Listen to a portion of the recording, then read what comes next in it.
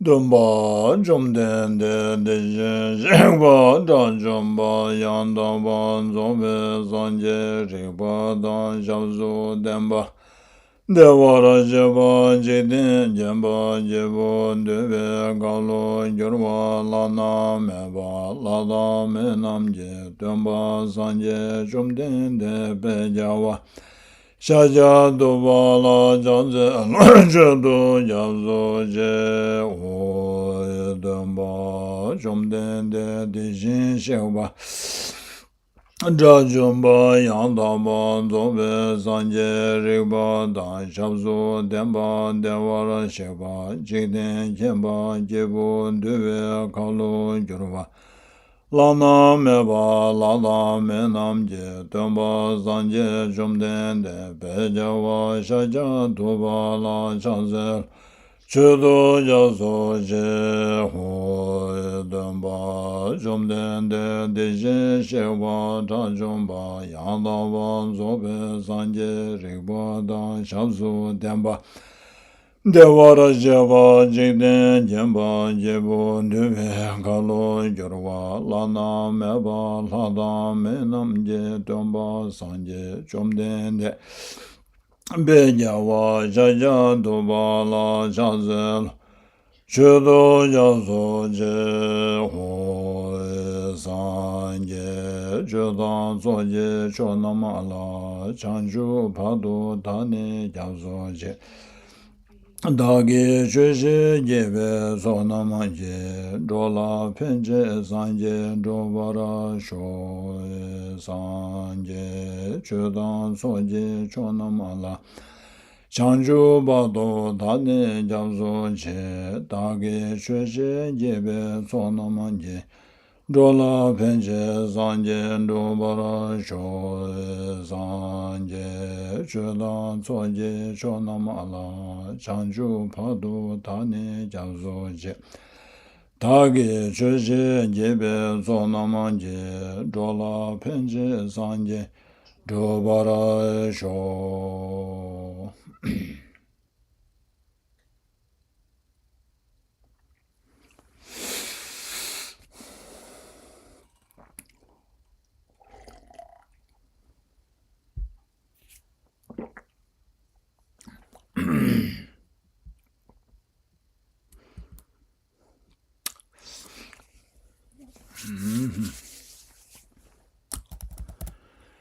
Good morning and welcome back to the second semester of the year. I hope you all had a good summer vacation, and I also hope that you had time to engage in your treasure hunt. Remember, we ended the first semester with this line, this verse, with the key that renounces or abandons the self-cherishing mind and repays harm with kindness. Fortune to unlocks the door to joy and happiness that accomplishes the two goals is marvelous. So I hope you had your opportunity to unlock all these treasures of joy and happiness through contemplating on the disadvantages of self-cherishing attitude and the advantages of cherishing others. So before we begin this session, so I thought we will just kind of have a general discussion. So this is a verse from Junjuk by Shantideva. Upon obtaining such leisure, if I do not practice virtue, then there is no duplicity greater than this. And there is no delusion greater than this.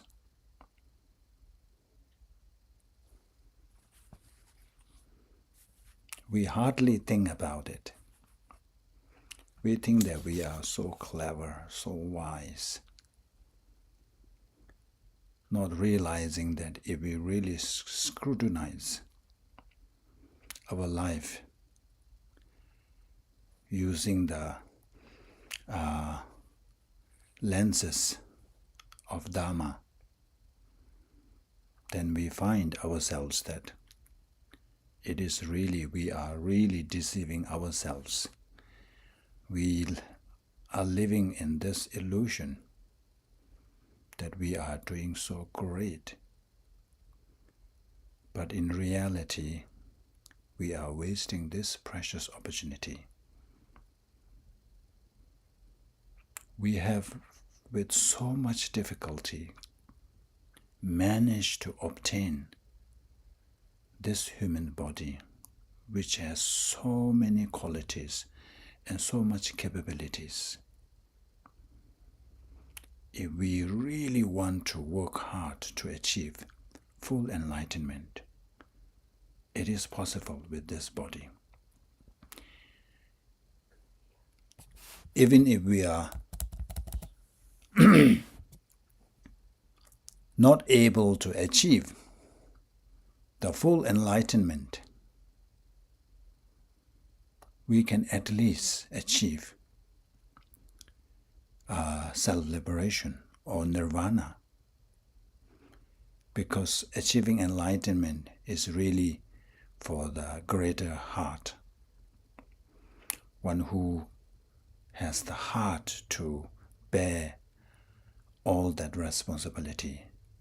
And some people may not be inclined that way. That is okay.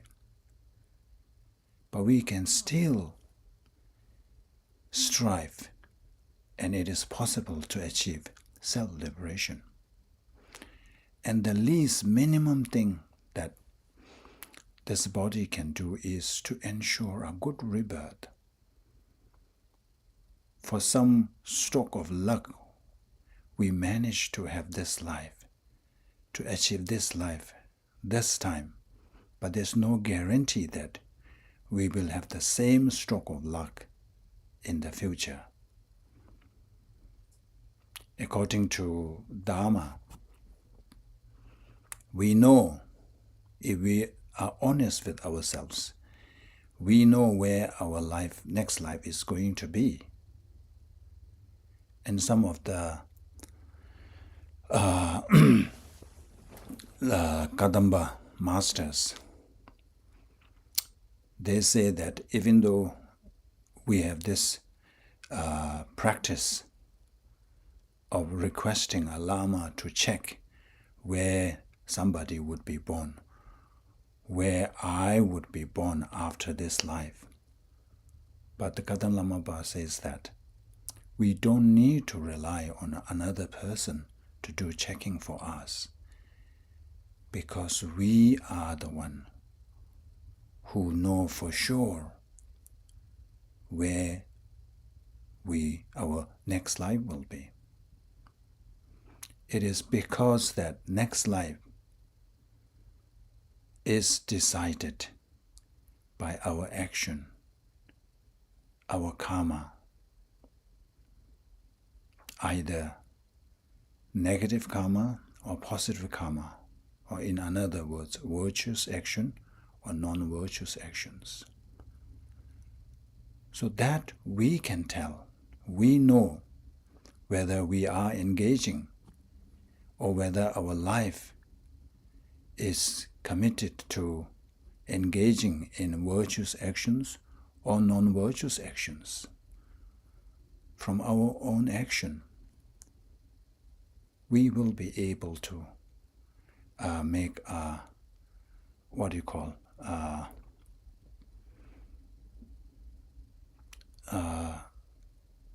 prophecy or prediction where our next life will be. we have a saying, Ngama kangche tade lula tu, chima kangdu tade lela tus. That means what we have done in the past, we just look at our situation right now. If our situation or our condition is quite desirable, it's quite pleasant, that means we must have done something good in the past. Our action must have been right, must have been positive, must have been good. Whereas when it comes to our next life, it says Chima Kangdu Tade Lela Dus. So where one would go is just look at our actions. Our actions, our present actions, determines our next rebirth. So, including myself, if we give a very honest verdict or examination of our actions, most of us would know where we are going to end up. So that's why Shantideva said, upon obtaining such leisure, if I do not practice virtue, then there is no duplicity. It is such a waste. It's like you manage to find a treasure, let's say a container, made from a very precious material, let's say gold, and then adorned with all kinds of precious gems. But if we use that container as a garbage bin, everybody would think that we are so stupid, so idiot, to use such an expensive, precious item to hold garbage. So likewise, if we don't utilize, if we don't seize upon this opportunity and engage in something meaningful, then we are similar to using that precious container as a garbage bin.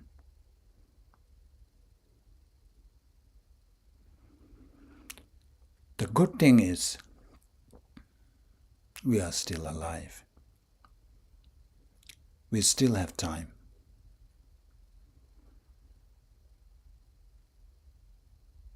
If we were lying on our deathbed, then there's nothing much we can do about it. It's already too late. Only thing we can do is to regret and wish we could have done something more meaningful with our life. That would have been very unfortunate. However, we are still alive and many of us are still healthy. So there is time to prepare for our next rebirth or to work towards achieving enlightenment.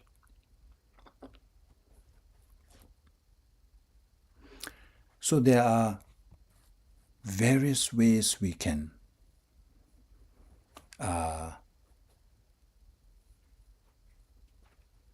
maximize this opportunity. The one thing that is so beneficial is to cultivate Bodhicitta, to develop this special mindset which guarantees enlightenment. Without Bodhicitta, without developing this attitude, there is no way one can become Buddha. So when we have this kind of, this particular mindset, not only it fulfills our own goals, it also fulfills the goals of others. It also ensures liberating others, countless others, from suffering, from samsara, and bringing them to the ultimate state of happiness. Just to read, this is from Junjuk, so just to read a few of the benefits.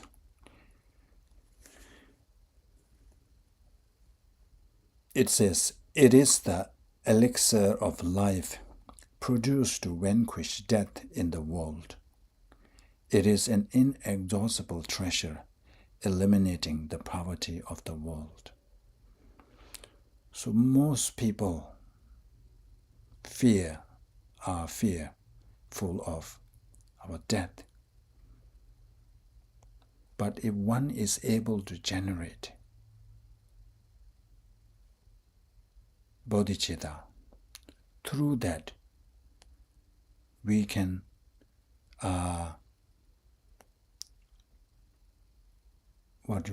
we can protect, or we can save somebody from undergoing such fear. Because through Bodhicitta, we will be able to lead them to the state of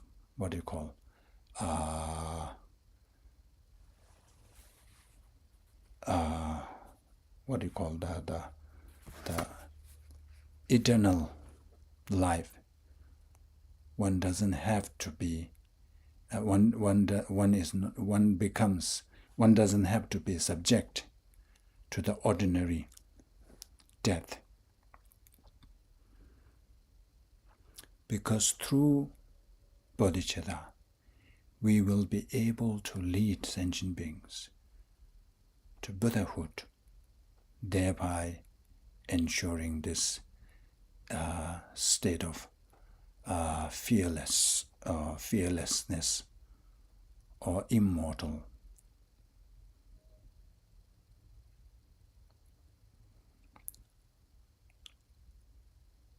It is an inexhaustible treasure, eliminating the poverty of the world.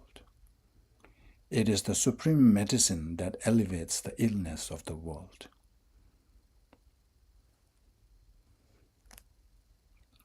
Countless people suffer from all kinds of illnesses. From the Buddhist point of view, these are all results of one's karmic actions.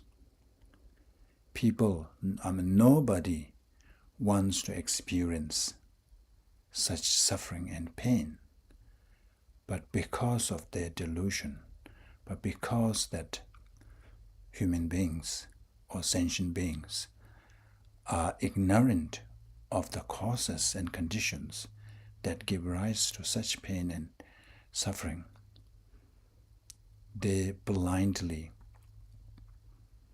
commits and engages or commits the negative actions, thereby resulting these undesirable experiences. So through Bodhicitta, one would be able to help sentient beings in dispelling that ignorance, and thereby they will be able to cultivate the right causes and conditions, and as a result, they will be free from all these pains and sufferings in relation to illnesses. That's what it means.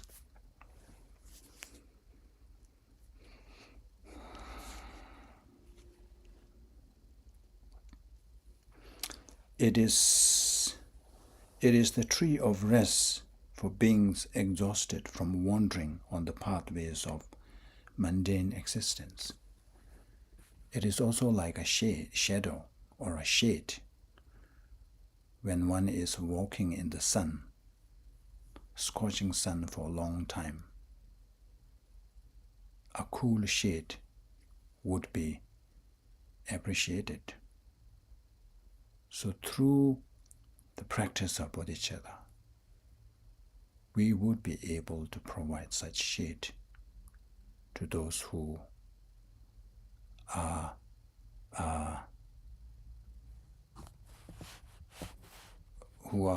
what we call suffering from all that,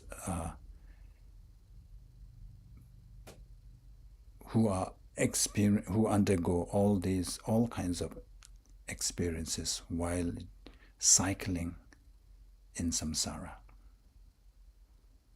So there are countless benefits.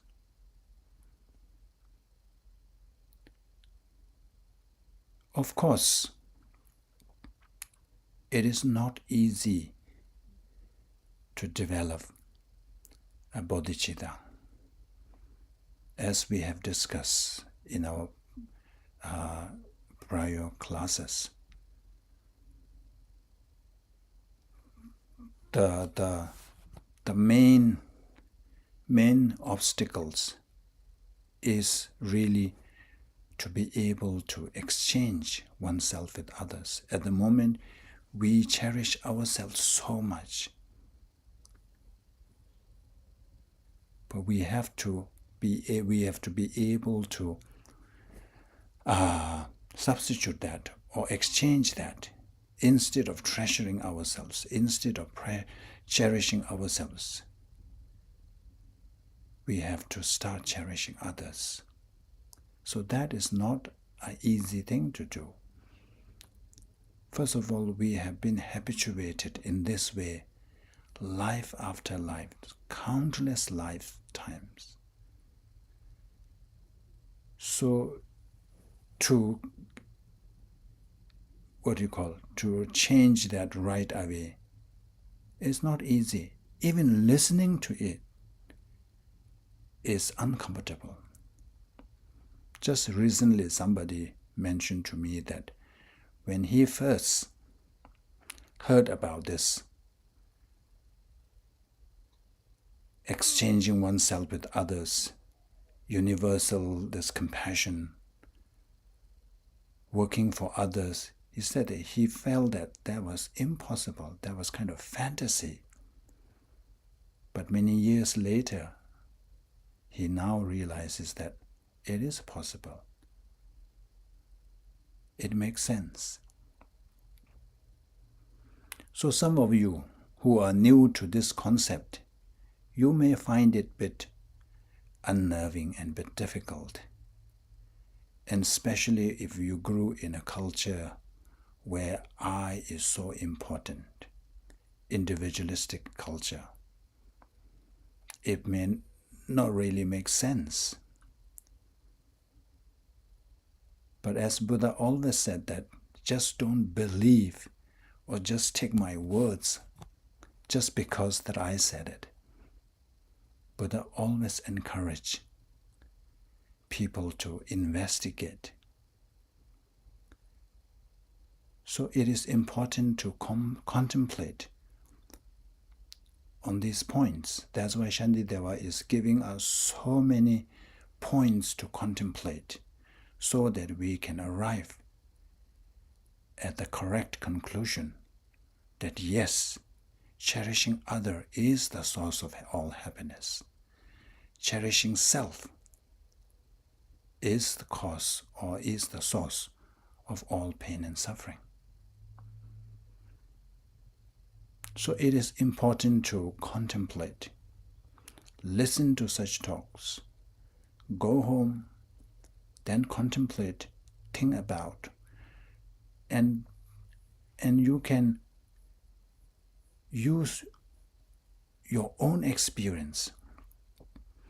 Let's say in your own family, if you have an argument or quarrel with someone in the family, whether it be your partners, whether it could be your siblings, children.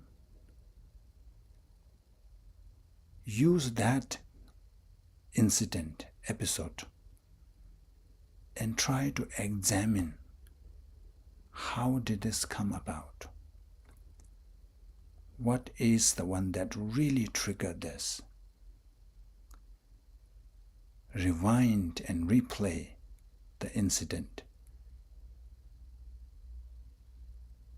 If you need to, you can kind of play in a slow motion. And it is possible that you will realize that it all boils down to this I. I am so important. You are not. My opinion counts. Yours does not. My taste, what I like to do, counts more than yours. Most of the time, we find that that is the underlying cause. But instead, if we are able to take into other people's concern and interest as a priority, then the situation would be different.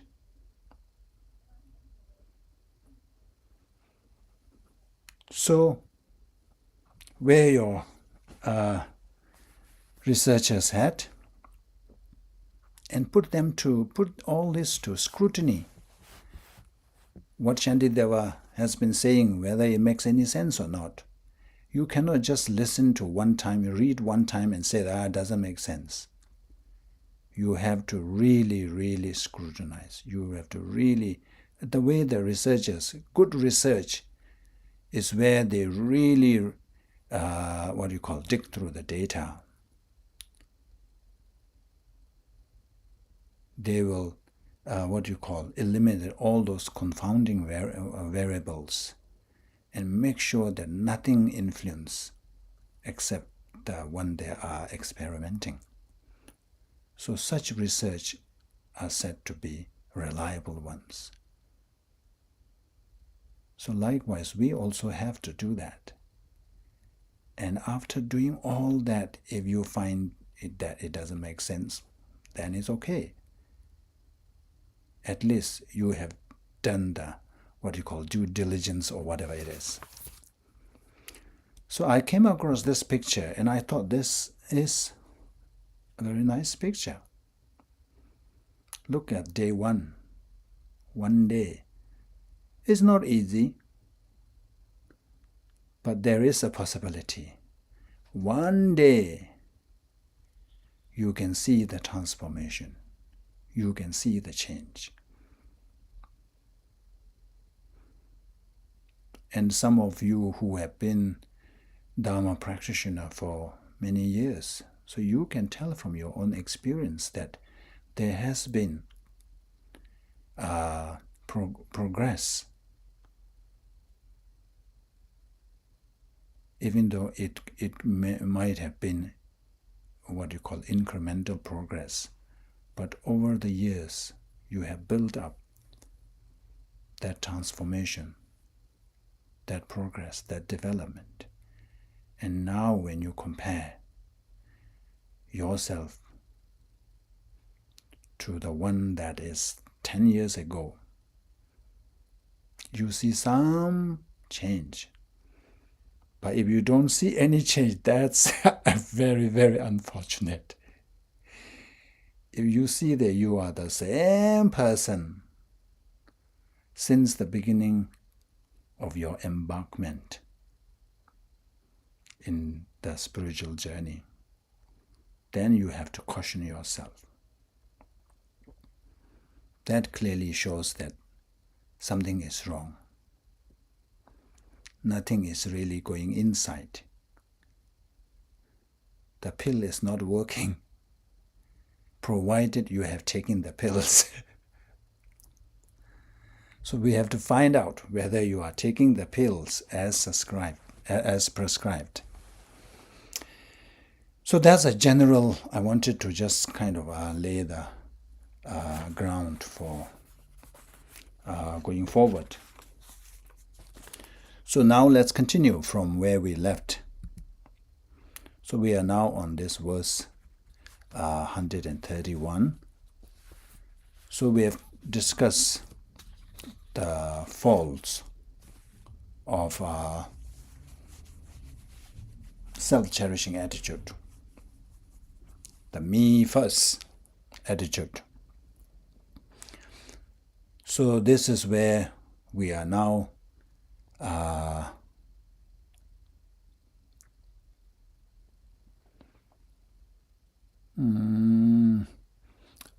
further, there are more highlighting more faults, disadvantages. So this is foreseeable and unforeseeable. The consequences or the flaws that we can see with our naked eyes, or something which we cannot really see with our naked eyes, but there exists such thing. So this is the first one. It says, "Da de shengi to nyen tha, yangda jewa ma je na, sanje nye do me dubjin kowa na ya tewa me." So this is a verse that His Holiness very frequently recites and quotes. "If I do not actually exchange my happiness for the suffering of others, I shall not attain the state of Buddhahood."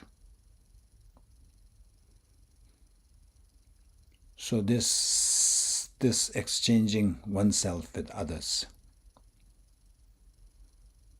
is the one that is standing behind developing bodhicitta. And we all understand that the bodhicitta is the core ingredient of enlightenment. Without bodhicitta, there is no enlightenment, no matter how developed one is in other fields, other areas. Let's say, even if one have realized the direct perception of emptiness, one have this very high level of wisdom realizing emptiness, but without bodhicitta, one can never become Buddha. So that's what I'm saying. If I do not actually exchange my happiness for the suffering of others, I shall not attain the state of Buddhahood. But then you might think that even if I do not attain Buddhahood, but at least I can enjoy, I can have a good life or experience happiness in samsara.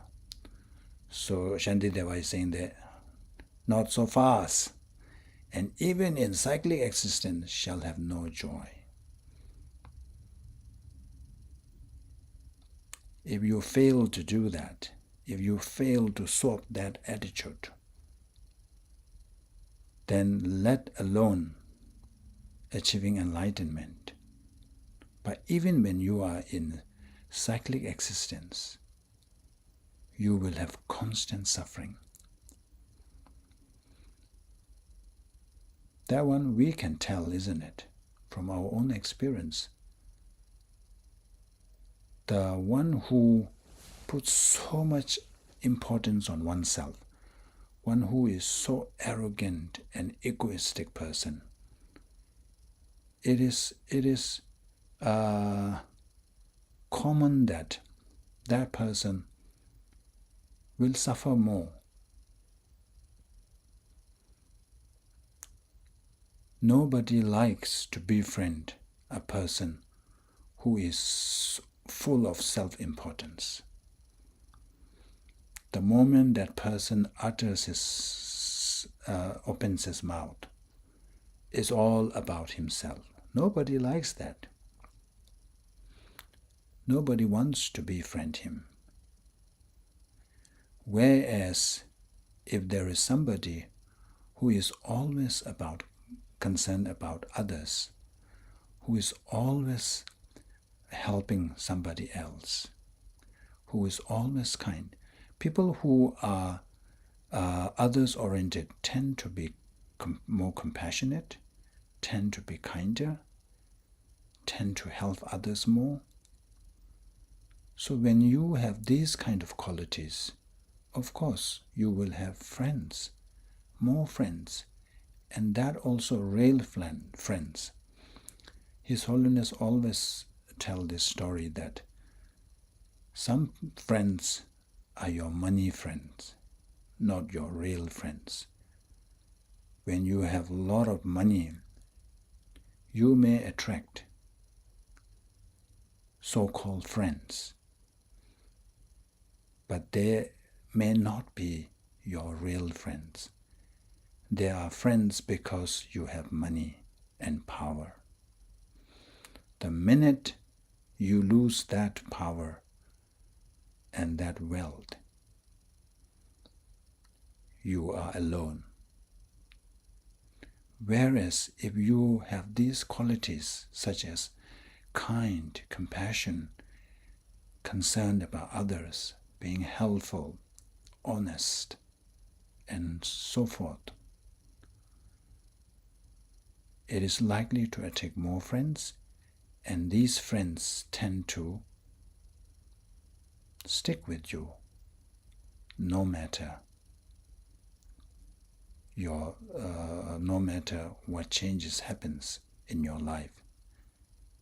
We have a phrase, isn't it? Thick and thin, they will remain with you.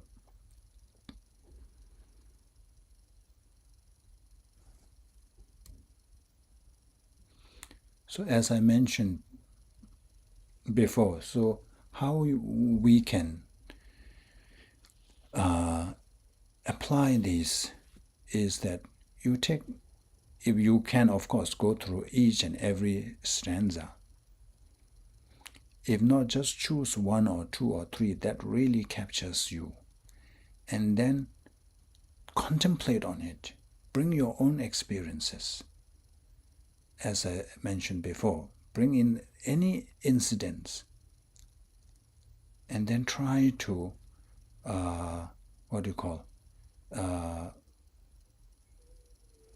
use that to understand deeper. Because the more we contemplate, the greater conviction we will get. And the stronger our conviction is, the better it is for us. Then we are more convinced that that is the case. When we have conviction, we are less likely to either engage in that or not engage in that. It is like a bottle that is labeled as poison. So if one sees a bottle that is labeled poison, right away people want to run away from it or just throw it away, keep it safe. Why? The reason is that one is convinced that a drop of that, if anything anything gets into our mouth or our system from that bottle, there is danger, there's risk. We may be killed, we may die. Because of that conviction, we always distance ourselves from a bottle of poison. So that's to do with the conviction. So through our contemplation is to arrive at this conviction so that we will then engage.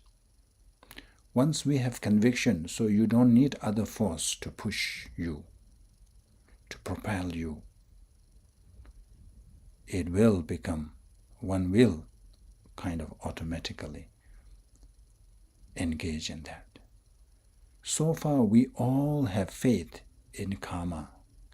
We know that if we engage in negative karma, we will suffer in the future. We also know that if we want to be happy, we need to cultivate virtuous karma, wholesome actions. We know that, but unfortunately, for most of us, that remains at the intellectual level. We don't have this conviction. Because of lacking in this conviction, we are quite relaxed about committing negative actions. And we are quite relaxed about not engaging in virtuous actions. So all this need to have conviction. Then our life will be different.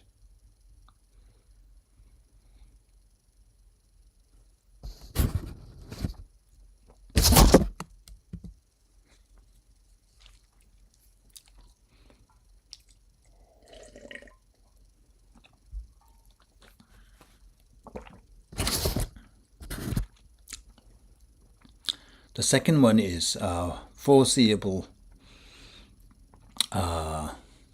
faults. Jigden paru par shoki tenyo lemi chabadang jibunyamba midrave tsidi tunyandu mejurus. So listing some examples. Let alone what is beyond this world. What we cannot see, there's plenty of faults. Remember we talked about that there will be no Buddhahood. That's one example. But through this self-cherishing attitude, we engage in all kinds of negative actions.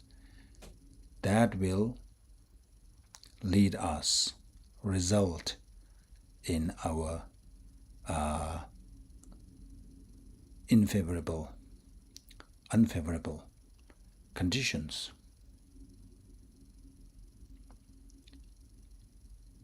Even we don't talk about these lower realms. Even in human life, we know that there are people whose conditions we cannot even imagine. We cannot even imagine that at this century that there are people who are undergoing such suffering and pain. So these, from the Buddhist point of view, it's all because of this self-cherishing attitude. Because of self-cherishing attitude, we committed karma that gives rise to such consequences. So that's why I say, let alone what is behind this world. Because of my servants doing no work, and because of my masters giving my no pay, even the needs of this life will not be fulfilled. Let's say if you are helpers of somebody who works in the field, if that person who has no consideration for the master, or for whoever is finding, whoever the person is working, the person will not do the work he is required to do. He will be doing other things just for his own things. And that will result in his losing job.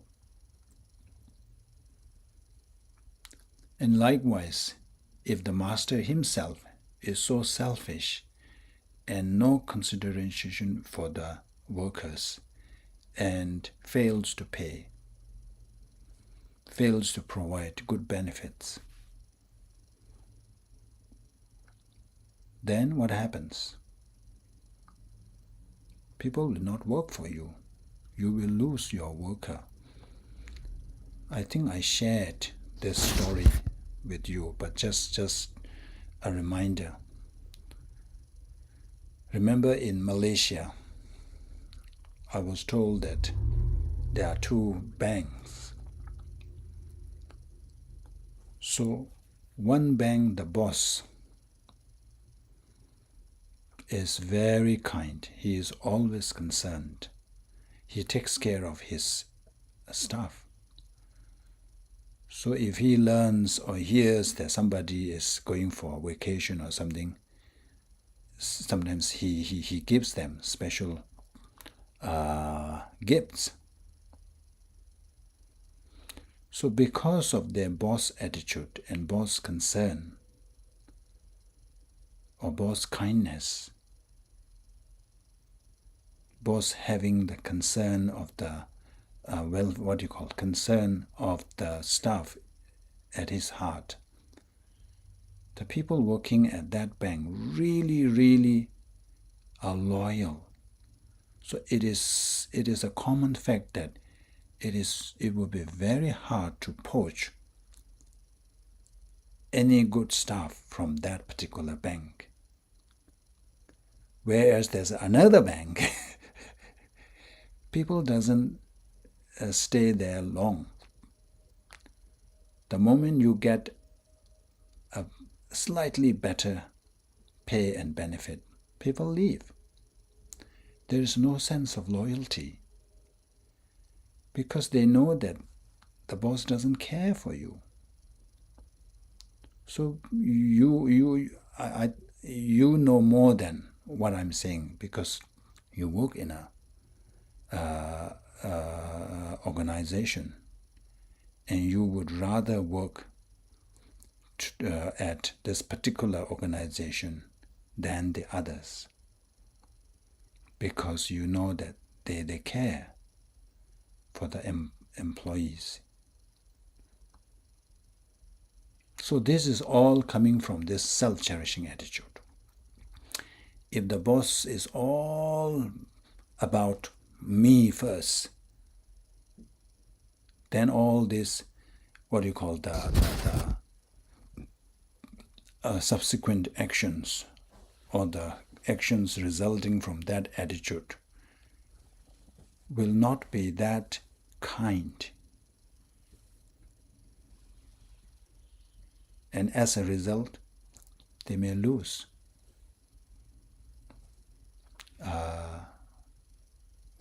good workers.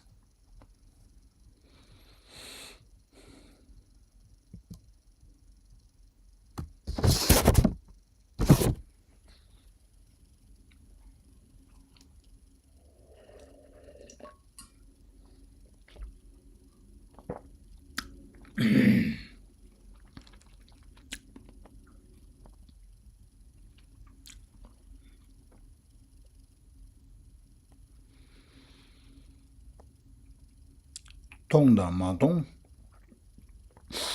te Drupa pensum tegi yongbor shing shenla tunyi chebe gu mongbe tunyi mise lens.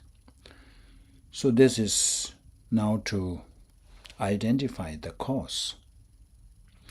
By rejecting the method that establishes both foreseeable and unforeseeable joy, I cast magnificent delight completely aside. I don't know whether it makes any sense or not. I don't know whether the translation. So basically, what's saying here is that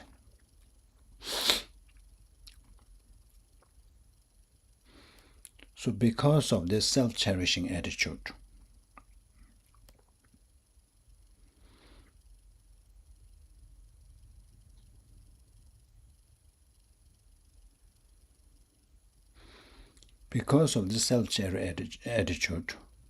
we let go, or we reject, or we let go of this exchanging oneself with others. So we cherish only ourselves to the extent that we kind of exploit others, ignore others' welfare or concern. Because of that, because of that, it casts away, or it destroys all that happiness and joy that one could experience in this life.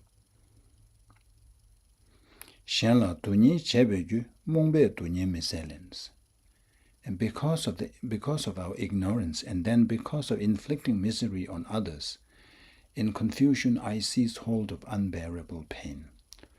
So one way to explain this is that because of ignorance, not realizing, not knowing that the real cause and condition to be happy, to experience happiness, is really cherishing others, or ignorant that self-cherishing creates or brings about all the undesirable experiences, we engage in self-cherishing attitude.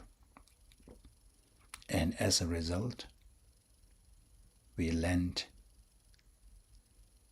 in undesirable experiences, land with undesirable experiences.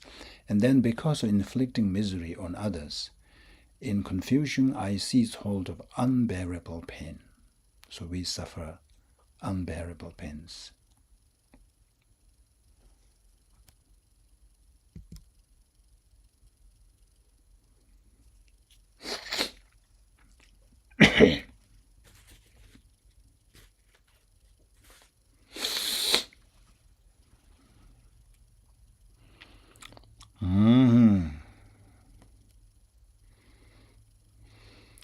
Jigden tana tsewa kanyo da jigdan tu nye chini yue gyurba tigun taudun zimba lechung na dejende wo tala chishik chas. So this is now, therefore, so we need to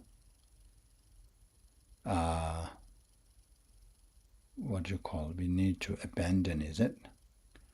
We need to abandon this self-cherishing attitude.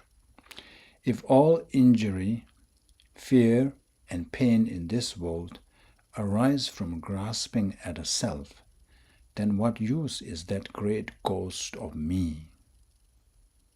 So this cherishing, this attitude, this is like a ghost. Ghost in a sense that is more like a devil. Ghost in a sense that it creates so much problem for me, so much suffering for me. So basically pointing out that we fail to identify the real cause, even though self-cherishing attitude is the real cause of all our troubles. So in that sense, self-cherishing is like our real enemy. But we fail to see that. And instead, we kind of welcome it. We kind of make it our special guest. And we extend the warmest hospitality that we could. That's with all the afflictive emotions. When somebody, a person, even says some one single nasty things, we will harbor that grudge. From that onwards, that person is like our arch enemy. And we are there to destroy that person, avenge that person, get even with that person, just because that he said this thing to me. But when it comes to the one who is really causing that, reside within us. And we became like a servant, we became like a slave. Your command is my wish. Your wish is my command. Your wish is my command. Your wish is my command. So we serve self-cherishing attitude and the retinue, and the entourage. So Shantideva is here pointing out that we need to first identify who is the real enemy. The enemy outside is not really the enemy. The real enemy resides within us, and it works constantly for 24 hours. It doesn't sleep, it doesn't eat. It is just there to destroy us. The ordinary enemy, they need to sleep, they need to go to work, they need to eat. Even if they want to commit 24 hours on destroying us, they cannot. Whereas the enemy within us is there all the time. And it doesn't appear as our enemy. It's very deceiving. It appears as our friend, our support, and then destroys us. It's very, what you call the insidious.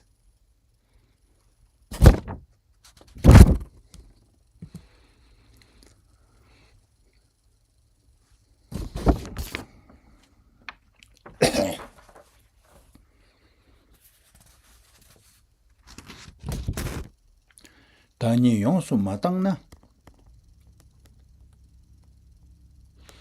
tunye pangwar menu de chidar meni matang na sekpa pangwar menu shins.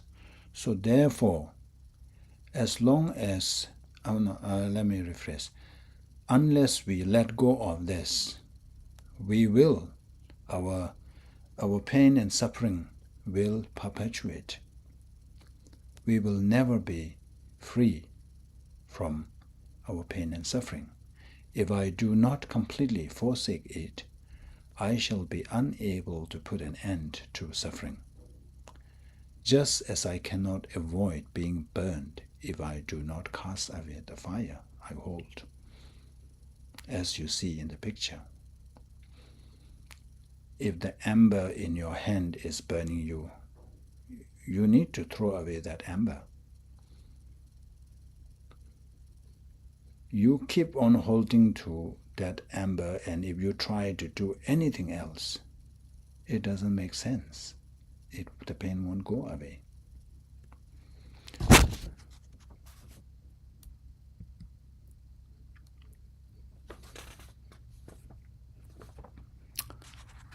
Where are we now?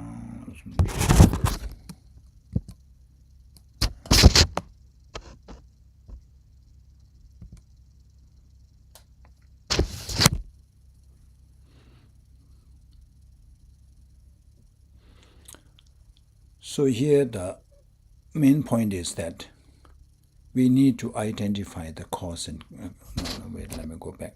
So we need to identify the cause. So like illnesses. First, we need to identify the cause of the illness. So, and once we have figured out what is causing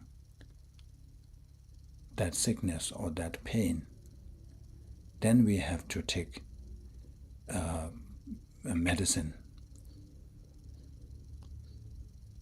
So if the medicine is targeted at the root cause, then one will be free from that illness.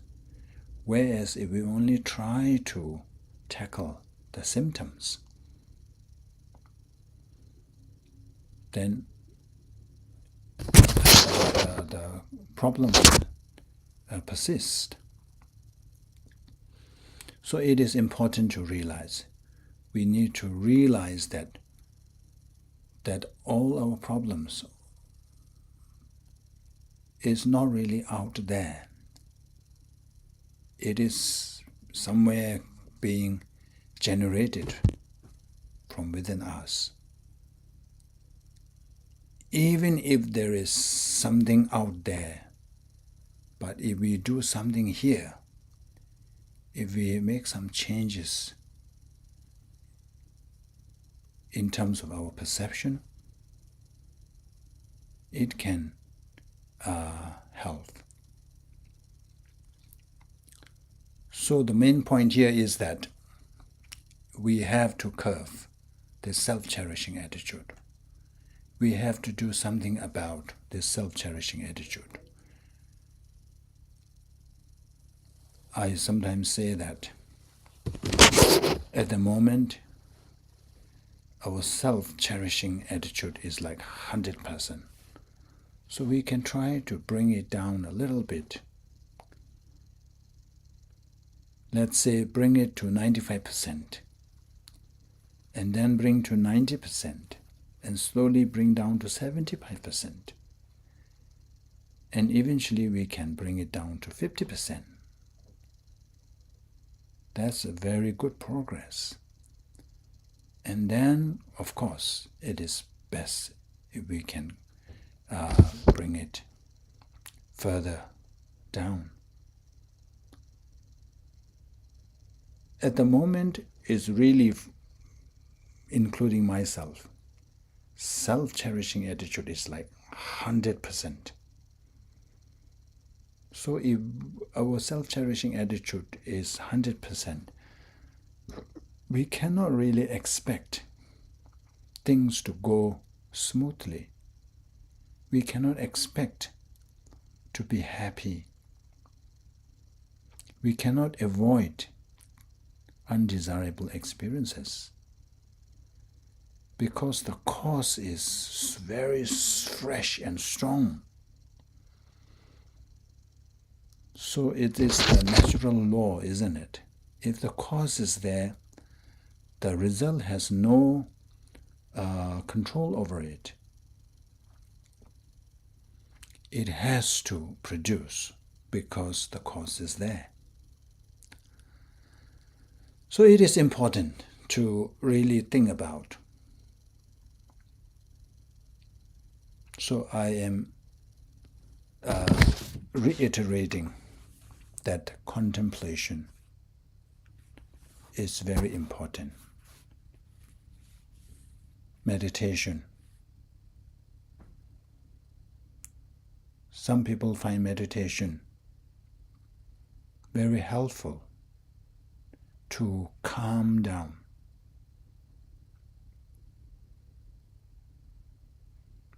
So that, of course, it is still better than doing nothing.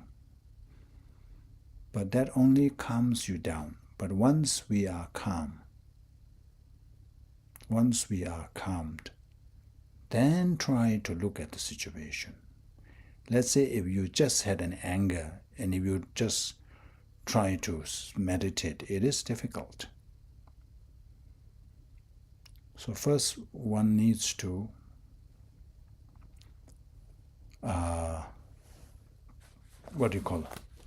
bring that temperature down. That one, just focusing on our breath, can do that. Because ordinary minds cannot focus on two objects at the same time.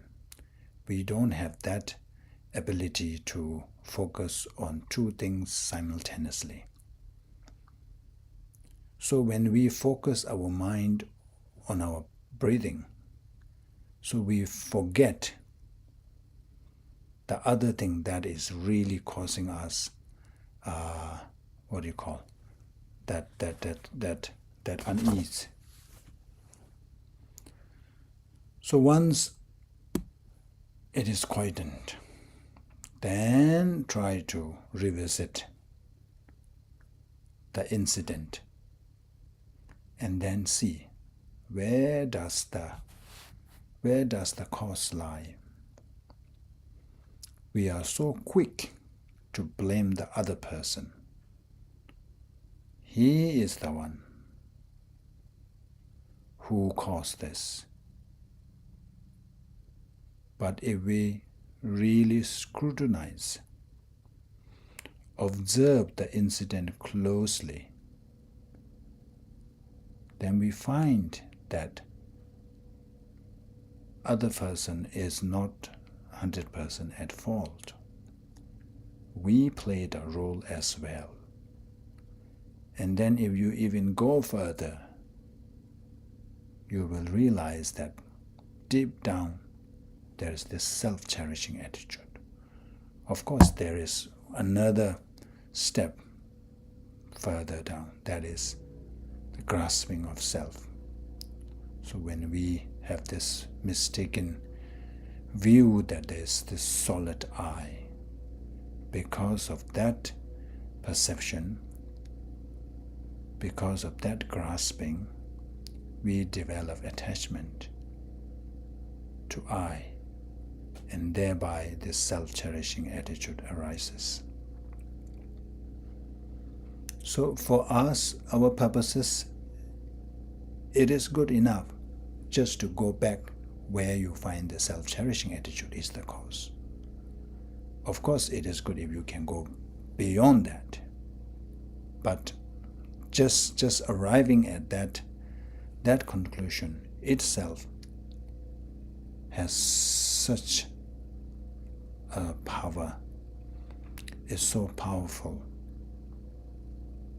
that it will have a positive consequences in our interaction with others, in our dealings with others, in terms of how we view things, in terms of how we perceive others, and that will all result in bringing in joy, more joy and happiness in our life. So we will stop here. Thank you for joining, and I will see you in the next class. So let's say the dedication prayers. Dagi jinye zabe jawa de dendan dowa gunla gamben da jawara chizun losan tawaye tembe nyingbu ringdo seje sho jambe bawe chedara kemba da Gundu zambo deyan dejen de deda gunge jesu dalo jen jawa deda tamje rabdo ngo dezon shekbe jawa tamje je ngowa kanla jodo ngaba de dagi gewe zawan dingwen ja zambo jeje rabdo ngo wara ge. Thank you.